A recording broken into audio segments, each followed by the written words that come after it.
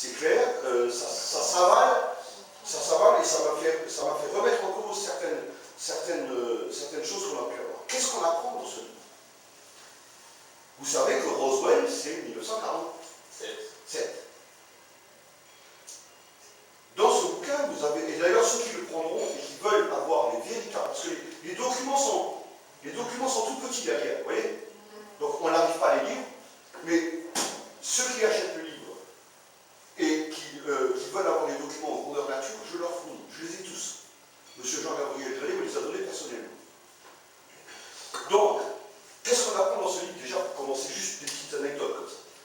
On apprend que, en 1942, la France s'intéressait déjà au phénomène OVNI en Scandinavie, avec les fameuses fusées fantômes qui passaient au-dessus de ce pays. Comment apprend-on ça? Le gouvernement des États-Unis a déclassifié les documents. Ces documents de la CIA, par exemple, indiquent que la France s'intéresse aux OVNI. Vous vous rendez compte? C'est la CIA qui nous apprend à nous, Français, que la France, elle s'occupe d'ufologie depuis 1942, alors que Roswell, c'était en 1947. Là-dessus, dans ce genre dans ce document, on va voir, par exemple, le fameux document du secrétariat général à la Défense nationale. Alors, ce document du secrétariat général à la Défense nationale, on nous a dit que c'était nous-mêmes qui l'avons créé, que c'était nous qui avons fabriqué ce document pour... Et puis ensuite, ils sont revenus sur ce qu'ils ont dit, et puis ils ont dit que c'était un monsieur Couten, quelque chose comme ça, François Couten, qui avait fabriqué ce document. Bien entendu, on ne peut plus poser la question à M. François Couten, parce qu'il est décédé, je crois, en 2008, il me semble, c'est une somme. Même avant encore. Donc il a. Et c'est un nom avec qui j'ai pris contact. Donc on a attribué à ce monsieur qui est décédé, qui ne peut plus répondre, cela. Et on lui a aussi attribué le terme OANI. Est-ce que quelqu'un sait ce que ça veut dire? Objet aquatique non identifié. Malheureusement, la culture des gens qui nous critiquent n'est pas tout à fait au point, puisqu'on apprend dans les mêmes documents qui sont dans ce livre que OANI est un terme qui a été déjà utilisé par les États-Unis, et depuis 1954. Donc ça veut dire que nos contradicteurs n'étaient même pas nés à cette époque-là. Moi j'avais un oncle, donc ça c'est vous dire que les dinosaures, ils arrivent quand même à avoir des informations. Donc, on apprend donc que le secrétariat général à la Défense nationale distribue à des autorités, à des militaires, à des gens, des accréditations. Naturellement que ce document, on va pas le trouver sur Internet. Quand les journalistes ont des informations sur par exemple, sur une procédure judiciaire, hein, comment on appelle ça? Sur le secret d'instruction. Donc, de temps en temps, il y a des informations qui filtrent. Donc, le journaliste, il ment, parce que ce qu'il dit dans son journal n'est pas sur Internet. Alors, ce document, il a été présenté à la commission, non, à la conférence de la SAGEM en 2010, devant un parterre de militaires de haut rang, devant le responsable de la gendarmerie, quelques officiers de renseignement, des ingénieurs généraux, des scientifiques du CNES et je crois aussi du CNRS. Donc le représentant du GEPAN et du CNES était là. Et on leur a montré ce document. Le document, c'est celui-ci, si j'arrive à le trouver.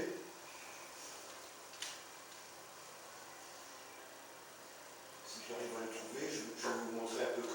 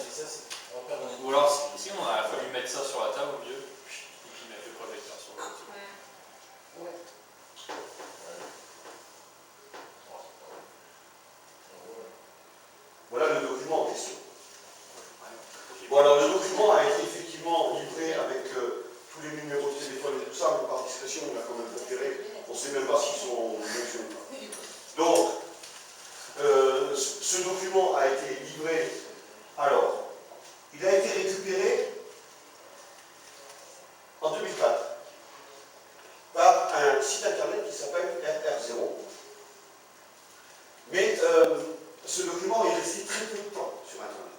Très peu de temps. Il a tout de suite disparu par la suite. Alors, est-ce qu'on nous a mis ce document pour nous tromper? Ça peut arriver. En tout cas, ce document, qu'est-ce qu'il dit? Qu'est-ce qu'il dit? Donc, le secrétariat général contrôle les armées, etc. Bon, la SGBN compose cinq directions. Direction Défense et Nation, composée du COIA, je ne me rappelle plus ce que ça veut dire, de la DGGN, c'est la Direction Générale de la Gendarmerie Nationale, de la DRM, c'est la Direction du Renseignement Militaire, de la DGSE, tout le monde sait ce que ça veut dire, etc. Directeur, bon, tout ça, c'est des informations. Mais ce qui est intéressant dans ce document, c'est qu'on vous dit gestion du secret défense et habilitation, gestion des habilitations, concernant, entre autres, l'accès au rapport OANI-ONI. Un truc qui existe pas. Ça va. Comme vous entendez les autorités françaises parler d'objets volants non identifiés, ils disent quoi? Ils disent des PAN, phénomènes aériens non identifiés. Or, eux, ils disent OANI-ONI. Ça, c'est une première direction. Il y a une deuxième. Alors, défense et nation. Qu'est-ce que ça veut dire, défense et nation? Le rapport Cometa, qu'est-ce qu'il disait? Le rapport Cometa, il disait, mais en gros, il faut mettre de l'argent pour étudier les ovnis. Et en tout dernier, il disait, et s'ils étaient hostiles? Pour la bonne et simple raison, c'est que le peuple français, et le peuple mondial d'ailleurs, n'est pas du tout préparé à recevoir des visiteurs exotiques. Et comme ils ne sont pas présentés, il y a une chose qui se passe, c'est qu'ils n'ont pas la maîtrise de la réaction de la population face à ce phénomène. Mais imaginez qu'en plus, ils nous tirent dessus. Bon, ça c'est le scénario catastrophe. Jusqu'à preuve du contraire, ça ne s'est pas encore fait, donc peut-être que ça ne se fera pas, mais on ne sait jamais. On ne sait jamais. Mais je trouve quand même que c'est un peu agressif leur phénomène. Ils passent au-dessus de nos têtes, ils vont nous regarder. Et c'est ça, j'ai toujours une question qui me pose, comment vous dites qu'ils sont agressifs? Moi je dis oui, ils sont agressifs. Mademoiselle, vous êtes dans votre salle de bain, en train de faire vos ablutions, dans le plus simple appareil. Bien d'accord, je prends toujours la plus jeune, excusez-moi, ça tombe sur vous. Dans votre plus simple appareil, en train de faire vos ablutions. Et puis en regardant par la fenêtre de votre salle de bain, vous voyez moi, l'espèce de vieux machin lubrique, avec une paire de jumelles en train de vous regarder. Est-ce que vous trouvez que cette situation-là n'est pas agressive? Ah bah si. Bon, je pense que le fait de nous observer sans nous demander notre autorisation, pardon, mais on s'imagine tous, hein, vous inquiétez pas. Surtout moi. Mais bon, donc, vous voyez un peu, est-ce que c'est pas agressif? Voilà, donc, le fait d'être observé sans notre autorisation, ça peut sembler être aussi agressif. Mais bon, là, dans ce que parle le rapport Cometa, c'est plus dangereux, et plus un élément plus dramatique que ça, c'est que effectivement, s'ils viennent pour nous agresser directement, je me demande comment la population va réagir aussi. Ensuite, vous avez un autre, direction des affaires internationales et stratégiques. Et c'est la même chose. Ils disent, incluant observatoire des nouvelles menaces, dont on parlait bien de menaces là, à l'instant. Donc ce document est là. Ensuite, direction technologie et transfert sensible. Technologie, transfert sensible. Mais s'ils en parlent là, c'est que où il y en a déjà eu, ou il peut y en avoir. On est d'accord. Et pareil, à chaque fois, c'est OANI, OVNI. C'est pas des ponts. Là, c'est OANI, OVNI. Donc, ce document a été présenté à la SAGEM avec les militaires, avec les scientifiques, avec les ingénieurs généraux, et tous plus ou moins rattachés à l'Élysée. On leur a demandé si ce document était vrai ou s'il était faux. privé, ni en public, aucune de ces personnes n'indique que ce document était faux. Aucune. Alors, on peut se dire où ils disent, ils disent rien pour nous laisser dans l'expectative, ou c'est une fausse vérité, ou c'est un vrai mensonge. Quand même, pour désinformer tout ce monde-là, c'est des gens qui bossent. Voilà, donc on en est en fin de compte là. On peut vérifier, on peut... Je vais effacer mes documents trop sensibles. Donc voilà, pour commencer. Et ça, vous le trouvez dans ce livre. Alors effectivement, on a énormément de contradicteurs quand on parle de ce livre-là, mais énormément de contradicteurs, c'est énorme par la taille de ce qu'ils postent sur Internet et pas par le nombre. Je m'explique. Ah oui. C'est un individu qui fait 250 pages sur Internet, et c'est pas 250 individus qui font une page.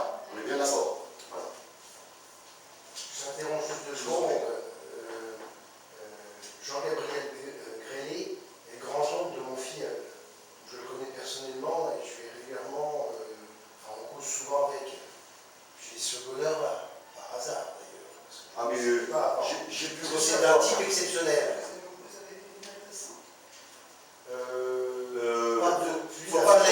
S'il vous plaît, on ne dit pas trop, ça enregistre. On parlera quand on coupera la... D'accord. Parce qu'il faut... Des fois, il faut savoir se faire. On sait jamais. Donc voilà. Alors, moi je vous conseille ce livre-là. Ce livre.